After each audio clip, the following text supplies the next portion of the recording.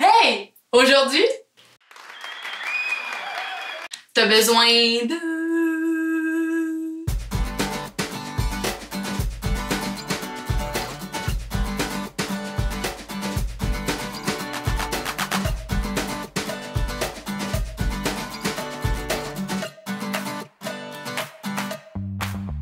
Ceux qui me suivent sur Snapchat le savent très bien, je suis de retour à l'école. Et qui dit école dit études, études étudiantes, étudiante, vie d'étudiante, je suis vraiment pauvre. Donc aujourd'hui, on se tape 3 recettes faites à partir de pâtes feuilletées du commerce, toutes en bas de 5 $. Aujourd'hui, j'arbore mon magnifique hoodie robe PPG de mon boy Pelep, Top Bro, qui fait du merveilleux linge. Allez, checker ça. C'est mon hoodie qui souligne l'arrivée de l'automne. J'ai l'air d'avoir chaud comme ça. Première recette. On aura besoin d'un total de 2 ingrédients. Rien de moins. Pâte feuilletée. Ça vient toujours dans ce format-là, un carré presque parfait, comme moi. On va juste mettre de la farine sur notre comptoir, juste pour foutre un peu le bordel. C'était trop propre à mon goût!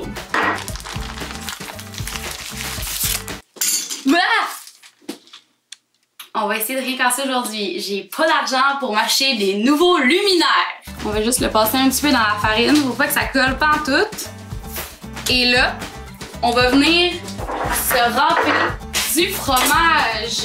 J'ai beau pas avoir d'argent, j'ai toujours mes bras. Donc, j'ai acheté du cheddar marbré que je vais râper moi-même. En plus, by the way, le fromage pré-râpé est crissement plus cher. On n'a pas d'argent. T'as des bras, tu râpes. On va venir se mettre ça sur notre pâte. On va procéder à rouler la pâte sur elle-même. Et voilà.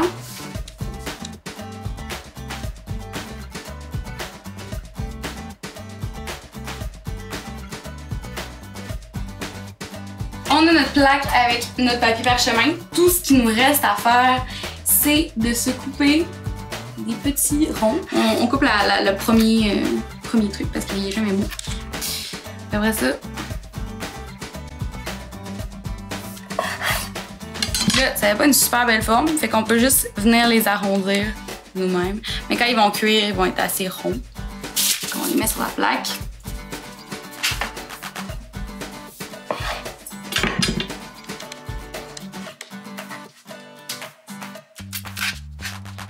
Puis en plus, qu'est-ce qui est bien avec les recettes fucking simple, c'est que quand t'es étudiant, ben en plus de pas avoir de cash, la majorité du temps, t'as aucun temps. Donc, en plus que les recettes soient cheap as hell, ben, ils sont pas loin de faire. Fait que là, tout ce qu'il nous reste à faire, c'est de les badigeonner avec un petit peu d'œufs battus. Et ils vont être prêts à se faire cuire.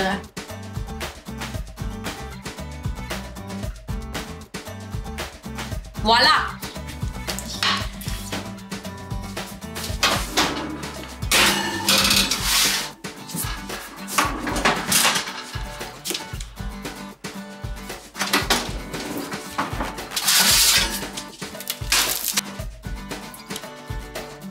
Pour notre deuxième recette, vraiment cheap, vraiment simple, on va reprendre une autre feuille de pâte feuilletée. On va aussi prendre un petit pavé de saumon. C'est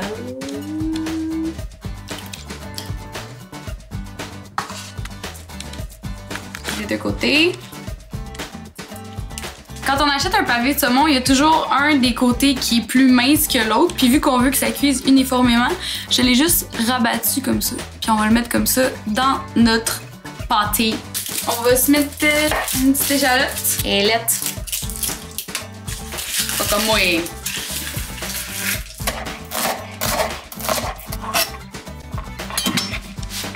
Et tout ça, mes amis, sans verser une larme. Dans une poêle, on va venir faire fondre un peu de beurre. Donc, on va y mettre notre échalote. Puis on le met, faut pas entendre un pch parce que là, on veut pas la colorer, on veut juste la faire suer. Donc, le pch doit commencer après.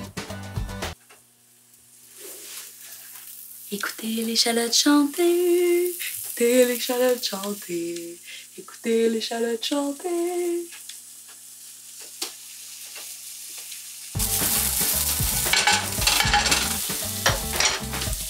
Une fois que notre échalote est suée, on peut hacher les épinards.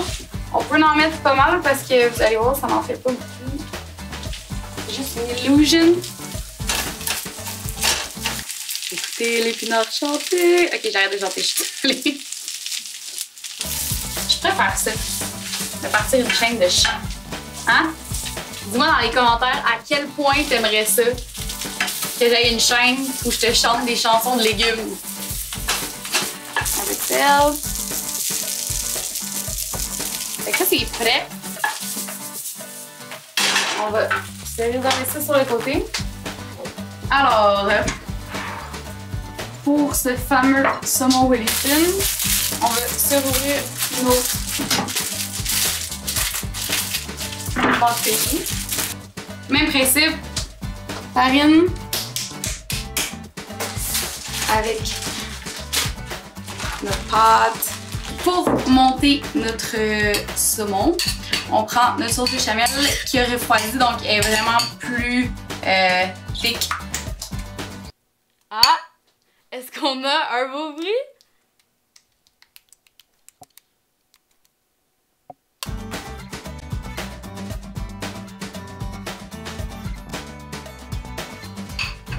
Bien.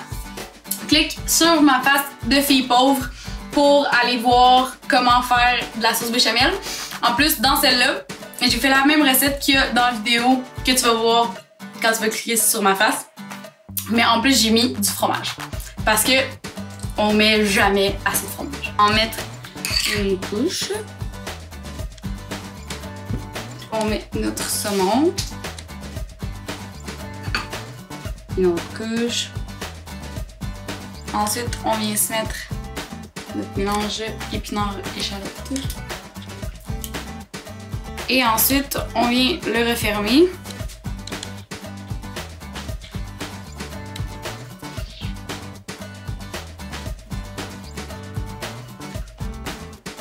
Comme ceci.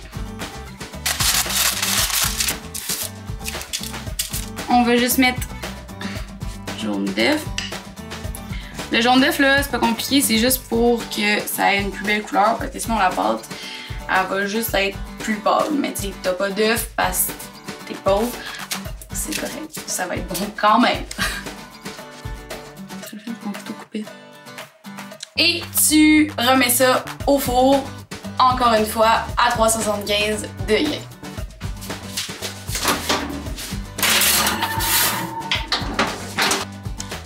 Ouh!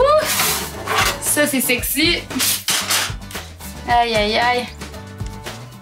C'est le fun parce que j'ai pris la bonne journée pour mettre mon chandail noir petit gamin. C'était une bonne idée, tu sais. Dans le top des bonnes idées, t'avais celle-là au numéro 1. On a des pommes qui sont en fait des lobos qui viennent de chez mon chum, donc je ne les ai pas payés. Je couche avec le pommiculteur, donc elles me sont offertes. Ce qu'on va faire, c'est qu'on va les éplucher. Et où est-ce de marde? À chaque problème, sa solution, je ne trouve pas le peeler. Donc, ben, ça va être le couteau qui va faire la job. On va pouvoir admirer mes magnifiques skills de d'éplucheuse de pommes au couteau. J'ai choisi de la Lobo 1 parce qu'elle m'a été donnée, mais aussi 2 parce que c'est une super bonne pomme à cuisson. Donc, elle va pas juste devenir molle et insignifiante. Ok, je les épluche, on va juste les mettre dans de l'eau citronnée pour pas qu'ils brunissent. Et voilà. On va juste les éponger un petit peu parce qu'on veut pas qu'ils soient pleines d'eau pour les mettre sur notre tarte. Parce que je sais pas si je l'ai dit, mais on fait comme une tarte aux pommes.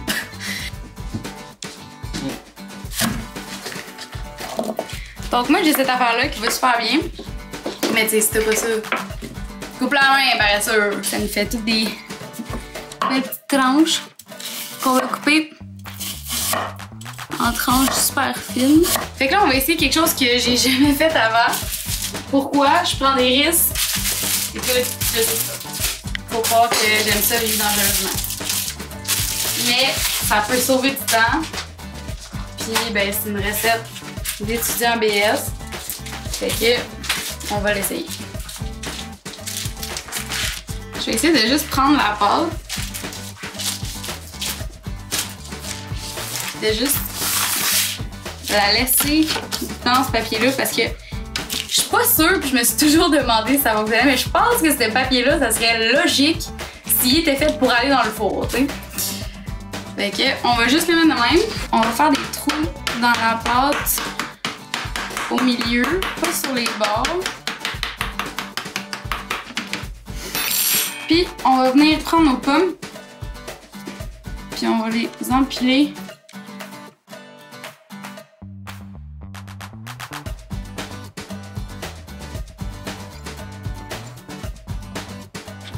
Et voilà.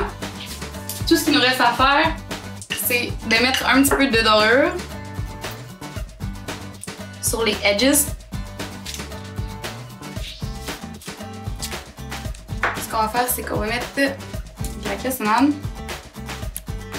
La cassonade, by the way, pour ceux qui se demandent c'est quoi, c'est tout simplement du sucre brun non traité, donc non blanchi, parce que du sucre à la base, c'est pas blanc, c'est juste parce que je sais pas, dans les années 70, ils tripaient sur le blanc. Tout ce qu'ils font, c'est qu'ils ajoutent un petit peu de mélasse. C'est ça la cassonade. Sur les bords, on va mettre du sucre blanc. Ça va juste faire comme une espèce de petite croûte caramélisée. La cannelle. Ah! Bon, ça y est. Rien ne va plus. On va mettre ça au four pendant 15 à 20 minutes.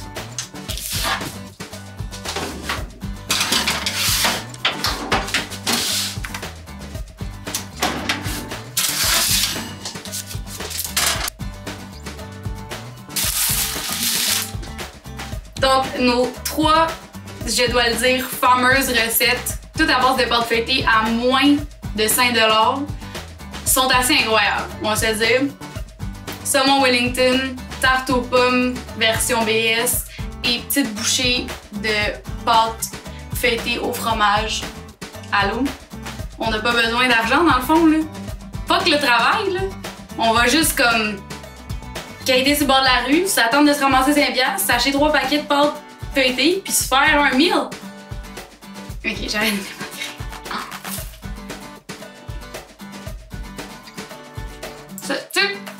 j'ai même pas besoin de vous dire que c'est bon, parce que c'est sûr que c'est bon. Qu'est-ce qui serait possiblement pas bon dans de la pâte feuilletée croustillante et du fromage? Pas grave.